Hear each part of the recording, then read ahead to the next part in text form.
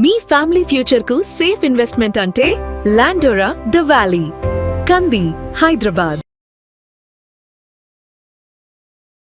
పశ్చిమాసియాలో యుద్ధం మరింతగా ముదురుతోంది. ఏకంగా అమెరికాకి చెందిన అంతర్జాతీయ కంపెనీలను టార్గెట్ చేసి టైం చెప్పి మరీ కొట్టడానికి ఇరాన్ రెడీ అవుతుంది. ఈ నేపథ్యంలో మార్కెట్లన్నీ ఒడిదుడుకులకి గురవుతున్నాయి. బంగారం మార్కెట్ పరిస్థితి ఏంటి? పైకి వెళ్తుందా, కిందికి వస్తుందా? పైగా కొద్ది రోజులు ఆగితే తగ్గుతుంది అనే సంకేతాలు ఉన్నాయంటున్నారు. ఇందులో నిజమెంత విశ్లేషించే ప్రయత్నం చేద్దాం. మనతో పాటు మార్కెట్ అనలిస్ట్ ప్రభు గారు ఉన్నారు. ప్రభు గారు నమస్తే. నమస్తే సార్. సార్, ఎలా ఉంది బంగారం మార్కెట్ పరిస్థితి? ఒకవైపు యుద్ధం అయితే మరింతగా ముదురుతోంది. ఇవాళ కొన్ని హెచ్చరికలు కూడా చూస్తే ఏంటంటే అంతర్జాతీయ స్థాయి కంపెనీలు అన్నింటినీ కూడా బెంబేలెత్తించేటువంటి స్టేట్మెంట్లు ఇరాన్ గవర్నమెంట్ ఇస్తుంది. సో ఎలా ఉంది మార్కెట్స్ పరిస్థితి? ఈ ఇష్యూస్ ఉన్నప్పుడు కొంచెం రైజ్ అవుతుంది మామూలుగా ఏదైనా టెన్షన్స్. ఎందుకంటే ఆయన స్ట్రెయిట్ ఆఫ్ హార్మోన్స్ వదిలేసాడే. Only war $1 billion per day ఎక్కువ అవుతుంది. ఆ ప్రెషర్ వస్తుంది ఆ పార్టీ నుంచి కానీ, అక్కడ మిగతా కంట్రీస్ నుంచి కానీ, ఆయన సపోర్టర్స్ నుంచి కానీ, నువ్వు ఇమీడియట్ గా వారు ఆపితేనే బెస్ట్ అని. అది ఎట్లా ఆపాలి? ఒకవేళ డైరెక్ట్ గా ఆయన ఆపినట్టు తెలిస్తే ఇగోట్ వస్తుంది, ప్లస్ ఇబ్బంది, పెద్దన్న పొజిషన్ ఉన్నాడు కాబట్టి. సో ఎట్లా ఆపాలో కొంచెం పజ్జినా పడుతూనే ఉన్నాడు. ఏదో రకంగా భయపెట్టి వాళ్ళని ఇచ్చేస్తే మేము అసలు స్ట్రెయిట్ ఆఫ్ హార్మోన్స్ మేము ఇచ్చేసేసుకుంటాం, ఓ రకంగా ఆక్యుపై చేస్తాం అన్నట్టుగా. లేకపోతే వాళ్ళేంటి, ఒకవేళ మా దాని మీద అటాక్ చేస్తే మీకు డెఫినెట్ గా 16 companies, major companies, US companies ఎక్కడున్నా కానీ మేము కొట్టేస్తా ఉంటాం. సో అంటే ఓ పక్కనేమో ఇవి నడుస్తా ఉన్నాయి, ఓ పక్కనేమో వాళ్ళ ఇరానియన్ వాళ్ళు ఏమంటారు, మీరు ఏదన్నా మాట్లాడదలుచుకుంటే డైరెక్ట్ గా మాట్లాడచ్చు కదా, అదర్ సపోర్టర్స్ తీసుకొని వాళ్ళ ద్వారా వచ్చింది ఎందుకు, నిజంగా మీకు వార్ ఆపాలనుకుంటే డైరెక్ట్ గా మాట్లాడచ్చు కదా అంటారు వాళ్ళు. సో అది నడుస్తుంది. అందుకని కొంచెం మధ్యలో కొంచెం మెటల్స్ కొంచెం ఫ్లేరప్ అవుతా ఉన్నాయి. సో అందుకనే అది 149,600 లిస్ట్ అవుతుంది. ఏదైనా ఇంకొంచెం 155, 156 రావచ్చండి ఈ ఇష్యూస్. ఎందుకంటే 6th డెడ్ అండి. సో ఇవాళ నైట్ ట్రంప్ కూడా మాట్లాడుతూ ఉన్నారు 9 o'clock. ఆ ఇరానియన్ గురించి మాట్లాడుతూ ఉంటారు. లైవ్ ఏం మాట్లాడతారు, దాన్ని ఫ్లేరప్ ఎస్కలేట్ చేస్తారా లేకపోతే డీఎస్కలేట్ చేస్తారని ఇంపార్టెంట్. సో ఆ న్యూస్ పట్టుడు కాబట్టి మార్కెట్ కూడా బాగా 1900 దాకా సెన్సెక్స్ పెరిగి మళ్ళీ చిన్నగా తగ్గుతుంది. సో ఇప్పుడు చూస్తే 1200 పాయింట్స్ ఎదుగుతుంది. సో 1900 అబోవ్ మార్నింగ్ అయితే. సో అంటే భయం ఇంకా ఉంది మనకి. ఏషియన్ కంట్రీస్ కి మెయిన్ ఏంటి, క్రూడే. స్ట్రెయిట్ ఆఫ్ హార్మోన్స్ ఓపెన్ అయిపోతే మనకి పరిస్థితి ఏంటి, అది ఇంకా రిజల్ట్స్ తగ్గిపోతుంటే మనకు టెన్షన్ వస్తుంటది కదా. సో ఒక వారం అయినా అదొక టెన్షన్, 2 వారాలు అయితే విపరీతమైన టెన్షన్ వచ్చేస్తుంది. ఇప్పుడు మెయిన్ అది అనమాట. గ్యాస్ కి ఇప్పుడు చాలా ఇబ్బంది పెడుతున్నారు, ఎక్కడ కూడా లేదు. దాదాపుగా అన్ని గ్యాస్ ఇవన్నీ షట్ డౌన్ అయినాయి, ఎక్కడ ఓపెన్ చేయట్లేదు అసలు అంటున్నారు. మరి మనకు కూడా చాలా టెన్షన్ ఉంది, ముఖ్యంగా గ్యాస్ విషయంలో షార్టేజ్ చాలా వస్తుందని చెప్పి అంటున్నారు. ఇప్పుడు ఇంటి విషయంలో కూడా అదే ఉందండి. ఒక 2వ సిలిండర్ కూడా ఖాళీ ఉంది, ఫస్ట్ సిలిండర్ కూడా దాదాపు 30%, 40% అయిపోతుంటే టెన్షనే కదా. సో అక్కడేమో క్లియర్ అయిపోయింది, వచ్చేస్తున్నాయి అంటారు. మరి రియల్ పొజిషన్ చూసేదానికి అది విరుద్ధంగా ఉంటుంది చెప్పిన దానికి. సో అది కాక రేట్లు పెంచుతా ఉన్నారు. మరి కమర్షియల్ గ్యాస్ రేట్లు కూడా ఇవాళ పెంచారు. మరి వీటిని కూడా పెంచుతారా అంటే ఇంకా పెంచడానికి అన్నట్టు ఇవన్నీ గ్యాస్ డీలర్స్ అందరూ కలిసి చేస్తున్న పన్నాగం అంటే ఒక రకంగా అనుకోవచ్చు. ఇలానే చేస్తున్నారు నేను పెంచుకోవడానికి అన్నట్టు. వాళ్ళు ఎందుకంటే ₹1 ఎక్కువ రావాలని చూసుకుంటారు. ఎవరైనా ఏదైనా ప్రాబ్లం వచ్చినప్పుడు దాన్ని ఎక్కువ చూస్తుంటారు. ఆ టైప్ లో చూస్తున్నారేమో అనిపిస్తుంది. అంటే రియల్ గా ప్రాబ్లం లేదంటారు, మరి ఇక్కడ గ్రౌండ్ వర్క్ వచ్చేదానికి ప్రాబ్లం వస్తుంది. అది మెయిన్. ఇప్పుడు యుద్ధం ఆగకపోతే లేదా మరింత ముదిరితే సురక్షితమైన పెట్టుబడి అంటే మళ్ళీ బంగారం, వెండి అనే చర్చ ఎక్కువ నడుస్తుంది. 100%.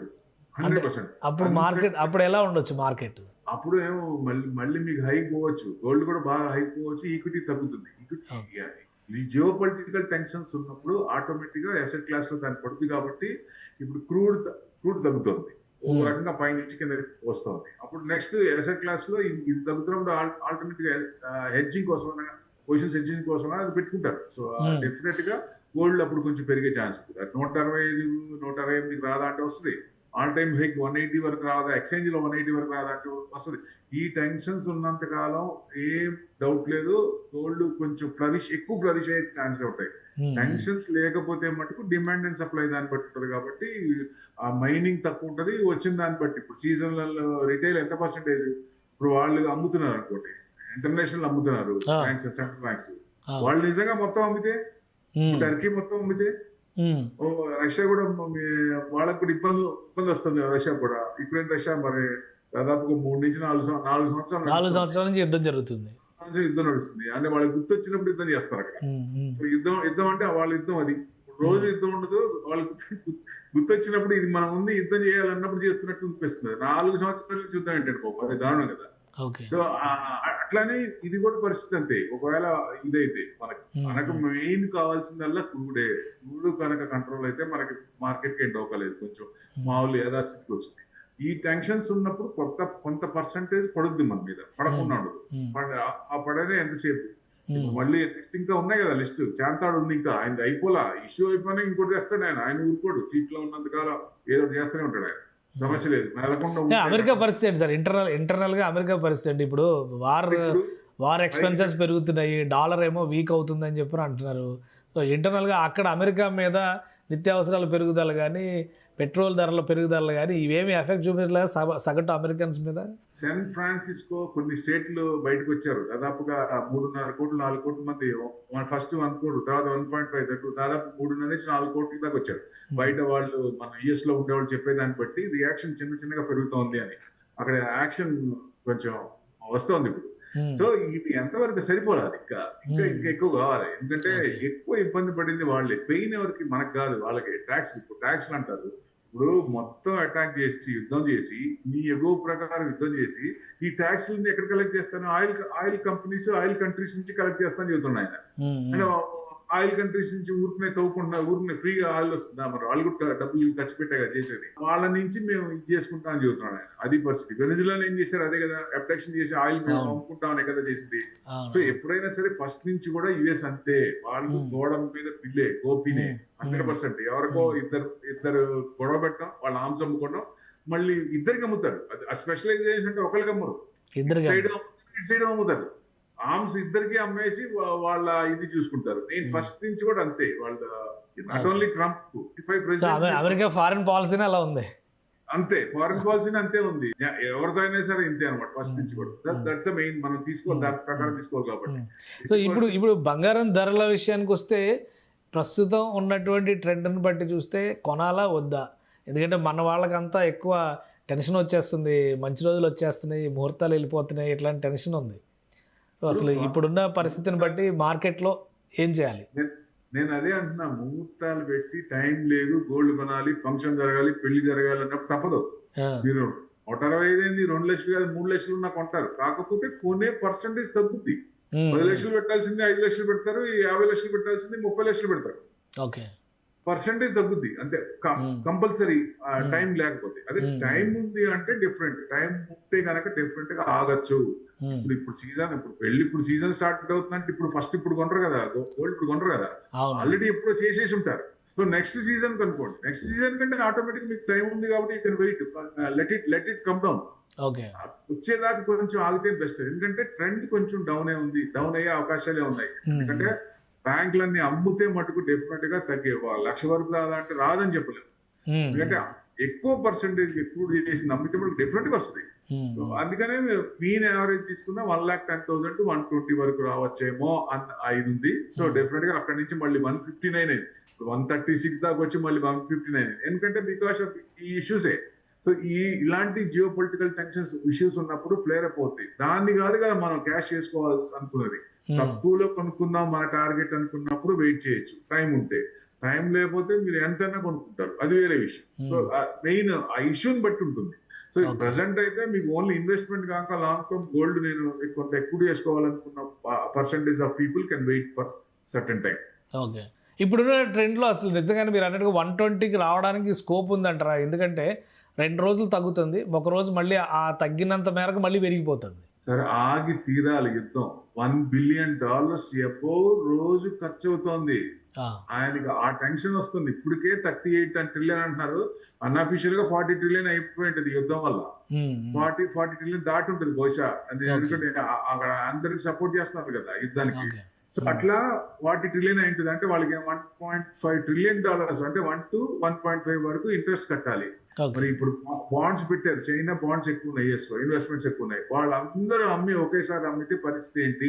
కొలాప్స్ అవుద్ది, ఎకానమీ కొలాప్స్ అవుతుంది. అక్కడ పెద్దన్న పొజిషన్ ఏం లేదు అక్కడ.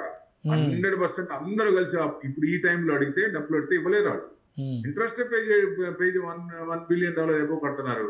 మొత్తం అసలు అమౌంట్ ఇమ్మంటే ఎక్కడి నుంచి ఇస్తారు అందుట్లో ఇది. సో డెఫినెట్ గా అంటే ఒరిజినల్ గా అఫీషియల్ గా ఉన్నది అడ్జస్ట్ చేయాలి, పర్మిషన్ తీసుకోవాలి, చాలా ఉంటాయి కదా, తతంగాలు చాలా ఉంటాయి. ఇవన్నీ చేసేదానికి అసలు షట్ డౌన్ అయింది. సెకండ్ టైం ట్రంప్ టైంలోనే సెకండ్ టైం షట్ డౌన్ అయింది, గుర్తుపెట్టుకోండి. ఆయన పాలసీలు అలా ఉంటాయి. సో డెఫినెట్ గా ఇంకొకసారి రాదా అంటే ఈ రకంగా కంటిన్యూ అయితే ఇంకొక మళ్ళీ క్యూబా అన్నాడంటే అసలు షట్ డౌన్ చేయాలి యాక్చువల్ అయితే. అంటే ఇక్కడ ఆల్రెడీ చేతులు కాలినాక మళ్ళీ క్యూబా జోలికి వెళ్ళే పరిస్థితి ఉంటుందా? నేను అనేది ఆయనకి అసలు ఏం బెదిరలేదండి, అదురు లేదు. He's minting money. మనకి ఇబ్బంది, వాళ్ళకి ఇబ్బంది, అన్ని దేశాలకు ఇబ్బంది, ఆయనకేం ఇబ్బంది లేదు. He's minting money. He's the manipulator of the stock market. అది ఎప్పుడు వస్తుంది? బయటకి తర్వాత వస్తాయి, ముందు రావు. ఎందుకంటే ఇష్యూని మార్నింగ్ ఈ నైట్ పాజిటివ్ గా మాడతారు, నెక్స్ట్ డే మార్నింగ్ మళ్ళీ నెగిటివ్ గా మాడతారు. అంటే మనకు వచ్చేది మన టైం వచ్చేది. వాళ్ళకి ఏంటి ఈ 2 days లో ఒక రోజు ప్లస్ ఒక రోజు మైనస్. జనరల్ గా నిఫ్టీ ఇవాళ మైనస్ లో నుంచి నెక్స్ట్ డే హైకి 500 పాయింట్స్ మన జీవితకాలంలో చూసామా? 500 నిఫ్టీ పాయింట్స్ అంటే మీరు వోలటాలిటీ ఇండెక్స్, అది వాళ్ళ చూసుకొని ఎంత ఉంటుందో. $30 ట్రిలియన్ దాదాపుగా ట్రేడింగ్ లో అప్ అండ్ డౌన్ లో $5 ట్రిలియన్ అప్ అండ్ డౌన్ అవుతాయి. ఎంత మంది ఎగిరిపోతారు? ఇంట్రాడే చేసే వాళ్ళు ఎంత మంది అన్యాయం అయిపోతారు? సో ఇట్స్ స్ట్రాటజీ అంటారు. మళ్ళీ అదేంటంటే ఇది స్ట్రాటజీ అంటారు. అదే స్ట్రాటజీ నా పొందా జనాల్ని చంపేయటం, జనాల్ని డబ్బులు దోచేయటం, ఇది స్ట్రాటజీనా? 100% ఇది రాంగ్ స్ట్రాటజీ వాళ్ళది. డెఫినెట్ గా ఇట్లా అంటే వాళ్ళు ఉన్నారు కానీ ఈ రకంగా మరి ఓపెన్ గా దౌర్జన్యంగా దోచుకోవడం అనేది లేదు. ఈ ప్రభావాలన్నీ చూసినప్పుడు సేఫెస్ట్ ఇన్వెస్ట్మెంట్ అంటే మళ్ళీ గోల్డ్ అనే మెటీరియల్స్ వైపు వచ్చేస్తారు, మెటల్స్ వైపు వచ్చేస్తారు. అంతే. ఈ ఇష్యూస్ ఉన్నాయంటే అది పెరిగే ఛాన్స్. ఈ కంటిన్యూ ఉందనుకోండి 2 లక్షలు కూడా రాదు అని చెప్పలేము, 2 లక్షలు కూడా వెళ్ళొచ్చు. ఇష్యూ కంటిన్యూ ఈ 5 కంట్రీస్ ఉన్నాయి అన్నారు. 5 కంట్రీస్ కూడా 1 by 1 చేసుకుంటూ వెళ్ళాడు అనుకోండి, మరి ఈ సంవత్సరం ఏమవ్వాలా? ఈ సంవత్సరం మరి ఇక్కడ ఏమవ్వాలా? అక్కడ ఎక్కడేసిన గొంగలు అక్కడే ఉండడం కిందకి జరగడు వల్ల జారిపోతుంది కదా. అలాంటప్పుడు ఆ డబ్బులన్నీ ఇటుపోవాలి. సో డెఫినెట్ గా అట్టే పోతాయి. అప్పుడు అసెట్ క్లాస్ లో అది పెరిగే ఛాన్స్లే ఉంటాయి. అందుకని మెయిన్ నవంబర్ డెడ్ ఎండ్ అండి. ఏదైనా మిడ్ ఆఫ్ ఎలక్షన్స్ నవంబర్. ఈ లోపల ఆయన ఎన్ని తతంగాలు ఎన్ని రకంగా చేసినా అప్పటికి ఏమైనా ఫుల్ స్టాప్ పెడతారా లేదా యుఎస్, లేదా ఇంకా భరిస్తారా అనేది ఇంపార్టెంట్. అది భరిస్తాము అనుకుంటే మళ్ళీ ఇంకా ఆయన 2 ఏళ్ళు కూడా అన్ని దేశాలు కూడా భరించాల్సి వస్తుంది. రైట్.